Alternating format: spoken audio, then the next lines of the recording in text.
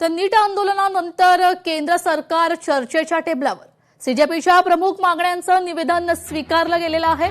JP Nadda यांची tweet करत याबाबत कबुली देण्यात आली आहे। सीजेपीच्या प्रमुख मागण्यात अद्यापही ठोस निर्णय नाहीये।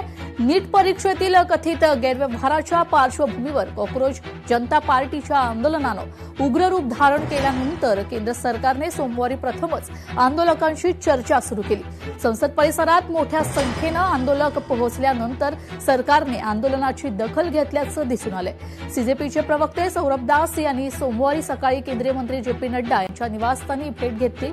आंदोलकांच्या मागण्यांचे निवेदन देखील सादर केले। सीजेपीने केंद्रीय शिक्षण मंत्री धर्मेंद्र प्रधान यांच्या तातडीच्या राजीनाम्याची सामाजिक कार्यकर्ते सोनम वांगचुक यांना रुग्णालयातून त्वरित मुक्त करण्याची तसेच नीट परीक्षेशी संबंधित आत्महत्या केलेल्या विद्यार्थ्यांच्या कुटुंबियांना प्रत्येकी 1 कोटी रुपयांची नुकसान भरपाई देण्याची मागणी केलेली आहे। जेपी नड्डा यांनी एक्सवरील पोस्टमध्ये आंदोलकांच्या मागण्यांचे निवेदन स्वीकारल्याची माहिती देत या मागण्या केंद्र सरकारच्या विचारधारेने असल्याचं सांगितले। सीजेपीकडूनही नड्डा यांच्याशी झालेली चर्चा सकारात्मक झाल्याचा दावा करण्यात आलाय। मागण्यांवर गांभीर्यानं विचार करण्याचं आश्वासन मिळाल्याचं पक्षाने आपल्या निवेदनात म्हटलंय। मात्र या सर्व मागण्यांबाबत केंद्र सरकारकडून अद्याप कोणतेही ठोस आश्वासन किंवा निर्णय जाहीर करण्यात आलेला नाहीये।